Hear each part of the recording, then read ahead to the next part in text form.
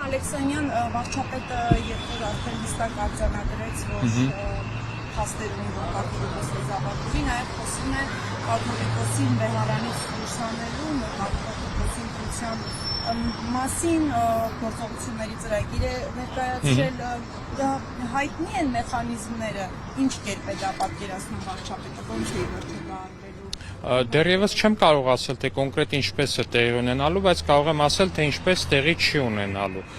Չի տեղի չի ունենալու այն բոլոր տարբերակներով, որ տարատեսակ օտարերկրյա հատուկ ծառայությունների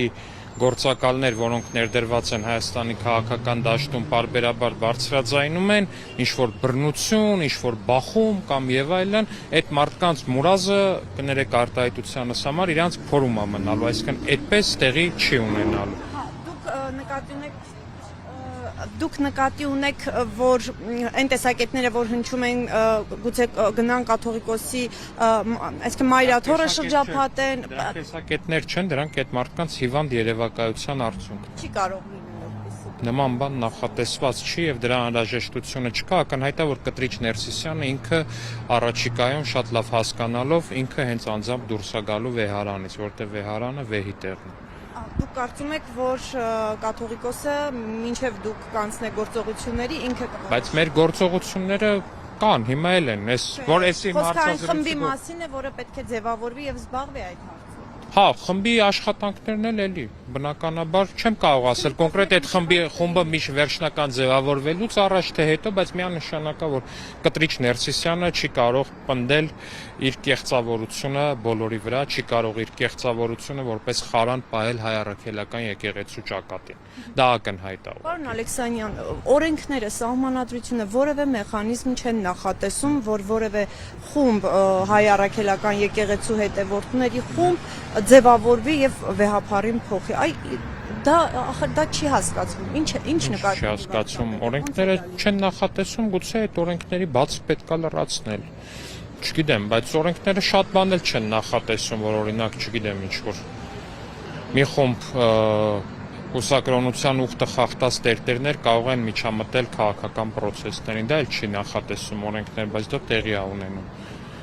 Հայ առաքելական եկեղեցու անդամները, դրանք են հավատացյալ քաղաքացիները, իրավունք ունեն եկեղեցու կյանքին մասնակից լինել։ Հիմա ինչ ձևաչափով մասնակից լինեն, վեհափար փոխել ոնց է դա լինելու։ Տեսեք, որ ասում եք փոխել, այստեղ ինչ-որ տպավորություն կա, որ հիմա կա վեհափար։ Հիմա չկա վեհափար, հիմա չկա կաթողիկոս հայ առաքելական եկեղեցու։ Հայ առաքելական եկեղեցում իրեն կաթողիկոս էսպահին համարող մարդը խախտել է կուսակրոնության ուխտը։ Այդ մարդը ունի անհամատեղելիություն կաթողիկոսի կարգավիճակի հետ, հասկանում եք։ Այսինքն այդ մարդը իրեն շրջապատող էլի մի շարք բարձրաստիճան հոգևորականներ ասել են մենք կուսակրոն ենք ու մենք կարանք բարձր պաշտոններ զբաղեցնենք եկեղեցում, իսկ օրինակ սովորական ամուսնացյալ քահանաներին աճը սահմանափակել են պարբերաբար, ասել այ դուք կուսակրոն չեք, դուք չեք կարող թեմի առաջնորդ լինեք, չգիտեմ, եպիսկոպոս լինեք, բայց հիմա այս հարցը, այդ արդարության հարցը, ինչ որ մեկը տալիս է, ասում են, որ դա իրենց տիրույթում է, Չէ, դա եկեղեցականները չեն ասում, ես ինչքան լսել եմ, դա կոնկրետ հենց այդ կուսակրոնության ուխտը խախտած եկեղեցականներն են ասում։ Շատ լավ, ես էլ ասում եմ, գնացեք հարցրեք այս թեման ամուսնացյալ քահանաներին։ Հարցրեք նրանց, տեսեք իրանք այդ մտքի հետ հաշտ են։ Ես վստահ եմ, որ հաշտ չեն, որտեվ իրանց աճը հոգևոր աստիճանակարգում պարբերաբար սահմանափակել են մարդիկ, ովքեր որ խախտել են կուսակրոնության ուխտը։ Հոգևորականների շրջանում ամեն դեպքում Ես կարծում եմ, այս գաղափարը հոգևորականների բացարձակ մեծամասնության շրջանում ունի հավանություն։ Ոնց եք դա պնդում, պարոն Դա ակնհայտ է, դուք ուղղակի պատկերացրեք, որ ամուսնացյալ քահանան, ով օրենքներով, կարգով, եկեղեցական կարգով պսակադրվել է, կին ունի, երեխա ունի, զավակ ունի, դրա համար իրեն ասում են, այ դու սահմանափակված ես քո աճում։ Ու ինքը տեսնում է, ինքը գիտի, ինքը բոլորից լավ գիտի, որ կան եկեղեցականներ, որոնք նույնպես կին ունեն, զավակ ունեն, ու իրանք բայց աճ են ունեն։ Այդ մարդը ըստ ձեզ արդարության ու ազնվության կողմնակից է, թե այս կեղծավորության պաշտպան։ Իմ համար ակնհայտ է, որ այդ մարդը արդարության ու ազնվության բան է, պաշտպան է։ Այդ մարդը եկեղեցու պաշտպան է, ինչպիսին որ հանդես է գալիս վարչապետը։ Իսկ այն մարդիկ, ովքեր շարունակում են պնդել, որ կեղծիք ու կեղծավորությունը պետք է մնա եկեղեցում, նրանք մարդիկ են, ովքեր հարձակվել են հայ առաքելական եկեղեցու վրա ստով ու կեղծիկով։ Պարոն Ալեքսանյան, դուք ակնարկեցիք նաև օրենսդրական ինչ-որ լուծումների մասին, ճանապարհը, որը կարող է լինել, այսինքն որով կարող է լուծվել հարցը, որի մասին խոսում է վարչապետը, դա կարող է լինել ըստ օրենքներ, սահմանադրություն եւ այլն փոփոխություններով։ Այս սցենարով Չեմ կարող բացառել, որ գուցե նմանատիպ հարցեր լինեն, դա էլ պետք չի բացառել։ Իսկ երբ դա կհստակի։ Չեմ կարող ասել, բայց դա այսպես է տեխնիկաների հարց է, դա տեխնիկայի հարց է, այսինքն մնացածը արդեն ինչ որ տեղի կունենա։ Կարող է միանշանակ ասել, որ Կտրիչ Ներսիսյանը չի կարող մնալ վեհարանում, կարող է միանշանակ ասել, որ կուսակրոնության ուխտը խախտած եկեղեցականները չեն կարող մնալ։ Ո՞նց եք դա իմանալով Այդ հենց վարչապետը հստակ ասում է, բարեվարկությունը պետք է ուսումնասիրել։ Հիմա ձեզ դա հնարավոր չի անել։ Ըստ ձեզ Հայաստանի Հանրապետությունում հնարավոր չի իմանալ մարդը ամուսնացած է, թե չէ, երեխա ունի, թե չէ։ Դուք իրոք տենց եք կարծում։ Այսինքն ըստ ձեզ դա ինչ-որ ֆանտաստիկ բան է։ Եթե ամուսնացած չի, Չի, ես վստահ եմ։ Ուրեմն դա արդեն ցույց է, որ բարեվարկության հետ խնդիր չունի։ Այսինքն, չէ, հիմա կոնկրետ դրվագի մասին ենք խոսում, բայց բարեվարկությունը առհասարակ պաշտոնյաներին էլ է ստուգվում բարեվարկությունը, չէ։ Նկատի ունեմ այդ Ես նկատի եմ կուսակրոնությունը խախտելու Այսինքն նկատի ունեմ, դե հիմա ո՞րն եք ուզում անա, կուսակրոնությունը խախտել թե չխախտելը, թե մնացածը։ Առհասարակ ամեն ինչն ենք խնդիր համարում, նաև այն բարեվարկությունը, որը որ դրանից անդին է, դրանից անդին կուսակրոնությունը հանած բարեվարկությունը ստուգվում է յուրաքանչյուր պետական պաշտոնյային, հատկապես ազգային ժողովով ընտրվող պաշտոնյաներին է, օրինակ կոռուպցիայի կանխարգելման հանձնաժողովը ստուգում է, ուղարկում է մեխանիզմներն են հայտնի, հստակ է։ Դե այստեղ է պետք է ներդնել նոր մեխանիզմներ, իսկ ով ասել, որ պետք չի ներդնել այստեղ մեխանիզմներ, ես կարծում եմ, որ պետք է ներդնել մեխանիզմներ։ Այդ ինչ մեծ խնդիր է, կամ այդ խնդիր առհասարակ։ Երբ վարչապետը, ես ենթադրում եմ, որ ինքը կհրապարակի, կամ եթե գիտեք, գուցե դուք էլ ասեք, այդ խմբի ձևավորման եւ նրա գործառույթների կոնկրետ մասը ոնց է ձևավորվելու, երբ է ավելի այսպես հասկանալի։ Դե չեմ կարող ասել, վստահ եմ վարչապետը առաջիկայում այս թեմայով կխոսի։ Եվ պարոն Ալեքսանյան, հնարավոր է ձեզ օրինակ կանգնեցնի կամ այս process-ը դադարեցվի, մասնավորապես կաթողիկոսի հետ կապված այս գործընթացը, այն պատճառով, որ կաթողիկոսին նաև թիրախավորում է այս օրերին Ադրբեջանի հոգևոր առաջնորդը, սա ձեզ չի կաշկանդի հետ քայլ անել ձեր սկսած process-ը։ Ես ընդհանրապես կապը չեմ տեսնում։ Կապ չեմ ասում եմ ինքը, որ հիմա անում է։ Կապը չեմ տեսնում, առհասարակ ես կարծում եմ ներհայաստանյան օրակարգերը չպիտի պայմանավորված լինեն այն ամեն ինչով, ինչը որ Ադրբեջանում քննարկվում է կամ խոսվում է, առհասարակ կարծում եմ դա լավ միտք չի ներհայաստանյան օրակարգերը որևէ կերպ փոխկապակցել ուրիշ երկրների օրակարգերի հետ։ Մտահոգիչ չի, որ ինքը կաթողիկոսի մասին խոսելիս հղում է անում նաև այն պնդումներին, որ հնչեցնում է վարչապետը։ Չէ, մտահոգիչ չի, որովհետև եթե այդ մտահոգիչին նայենք, պետքա պարբերաբար մեր ներհայաստանյան հարցերը թողնենք, ինչա թե ինչ որ մեկը կարող է դրա մասին այս կամ այն կարծիք ունենալ, ընդհանրապես էական չի ու դա որպես պաշտպանական այսպես վահան օգտագործելն է մեր համար առաջին հերթին մտաբան, ու առհասարակ ես կարծում եմ դա արդեն ինչ որ տենց ծիծաղի բան է, ինչ որ մեմ է դարել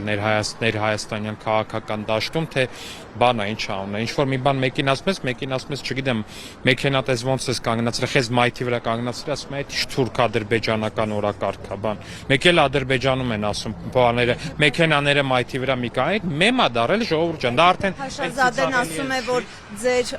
ասում եք իրենց կաթողիկոսի, ինչու՞ այդքան ոգեշնչված նրանց ասացել, ինչու՞ այդքան կրկնում, մեզ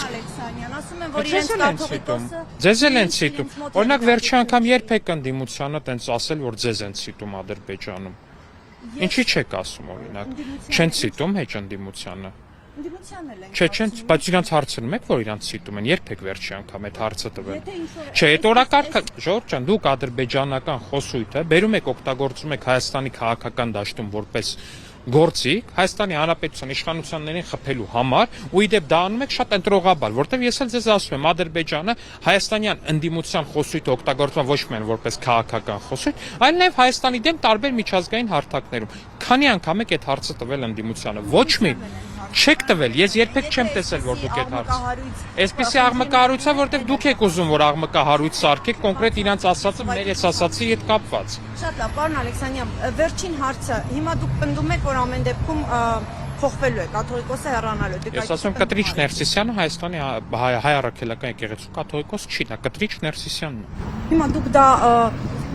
իշխանության ներկայացնում։ Հիմա որ դուք իմանաք, որ ես օրինակ անհամատեղելիություն եմ падգամավորի պաշտոնի հետ, օրինակ ունեմ երկքաղաքացիություն, օտարպետության քաղաքացիություն։ Արդյոք ես դրանով չեմ դադարի միանգամից լինել падգամավոր։ Հիմա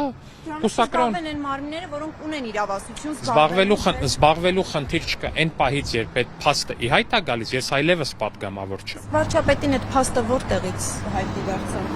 Չեմ կարող այս հարցին պատասխանել, բայց հայտնի դարձավ։ Երբ հայտնի դարձավ։ Դա էլ չեմ կարող ասել, բայց այս պահերին sense շատ է քննարկվում, բա չգիտեիք, մեզ իրականում հիմնական տրվող հարցերն է, բախի շուտ չէիք անում, որտեղ բոլորս շուտվանից գիտեինք։ Ես չեմ կարող բացառել, օրինակ, որ վարչապետը կամ չգիտեր, կամ գուցե չէր ուզում հավատար, միջև ինչ որ պահի իր ունեցած տեղեկատվությունը դարձավ 100%-անոց։ Հիմա վարչապետը այս process-ը առաջնորդում է որպես հայ առաքելական եկեղեցու հետևորդ, զուգահեռ նաև պնդումներ է անում, որ վեհապարի կուսակրոնության հնարավոր խախտումը պետական անվտանգության հարց է։ Այստեղ չի խառնում այդ երկու գործընթացը, ինչպես ինքը գիտի։ Իսկ ինչի հայ առաքելական եկեղեցու հետևորդը չի կարող պետության անվտանգության մասին էլ մտածել։ Կամ հայ առաքելական եկեղեցու որպես հետևորդ փաստը կարող է անհանգստացնել, բայց դրա հետևանքները արդեն որպես պետության ղեկավար կարող են անհանգստացնել։ Հիմա ձեզ չի կարող անհանգստացնել, որ հայ առաքելական եկեղեցու պես մեծ ու կարևոր կառույցի վերնախավը փաստացի ենթակա է կոմպրոմատացման օտարերկրյա պետությունների հատուկ ծառայությունների կողմից։ Վեհապարի Նկատեմ եկեղեցական վերնախավը օրինակ որ կարող է լինել կոմպրոմատացման ենթակա օտարերկրյա հատուկ ծառայությունների կողմից։ Չէ, ես նկատի ունեմ, որ եթե կա կուսակրոնության ուխտ, կա այդ ուխտը խախտելու դեպք, արդյոք դա կոնկրետ մարդկանց չի դարձնում խոցելի կոմպրոմատների, շանտաժի եւ մնացածի առաջ օտարերկրյա հատուկ ծառայությունների առաջ։ Խոցելիության մասին եմ խոսում, իսկ ինչ վերաբերվում է ակնարկները չէ շատ հստակ են մյուսը, որ անցած տարի փողոցներում գառեր գրքում, այս վերջերս իր հարցազրույցներից մեկում շատ հստակ մատնանշել է, որ օտարերկրյա տարբեր ծառայություններ, ուժային կենտրոններ, իրենց հետ կապերում, չէ, մի վարքյան, իրենց հետ տարբեր կապերում, իրենց ասում են, որ պետք է Հայաստանում իշխանություն փոխել, պետք է թե չէ հակառակ դեպքում Հայաստանը սենց կլինի, նենց կլինի, այսինքն ալամ աշխարհի հատուկ ծառայություններին կարելի է իրանց գործերին խառնվել, իրանց Հայաստանի քաղաքական դաշտում գործիք սարքել, բայց Հայաստանի պետությանը ու Հայաստանի պետական պաշտոնյաներին չի կարելի։ Չեն տալիս, դա ձեզ չի անհանգստացնում, որ այդ հայտարարություններին ընթացք չեն։ Չէ, որովհետև այդ հայտարարությունները այն ոճով են ասվում, որ այդտեղ քրեական բան տեսնել չի կարելի, բայց քաղաքական առումով կարելի է տեսնել։ Այսինքն իր ասածը այնա փաստացի, որ օտարերկրյա ինչ որ ուժային կենտրոններ իրենց ինչ որ բաներ են ասում, հիմա դրա համար մարդկանց պետքա դատը։ Դուք ակնարկում եք, որ նրանք կարող են Հայաստանի ներսից ինֆորմացիա օրինակ փոխանցել, Հայաստանի ներսից պրոցեսներ հրահրել։ Հիմա process-ը փաստացի մարդ իրա բերանով ասում է, որ իրան տենց բան են ասում օտարերկրյա ուժային կենտրոնները, հետո էլ ինքը process է անում։ Չգիտեմ, հիմա ուզում են զբաղվեն, ուզում են չզբաղվեն, ես ահացին կամ մյուս մարմիններին հրահանգ տվողը չեմ, ես ազգային ժողովի պատգամավոր եմ։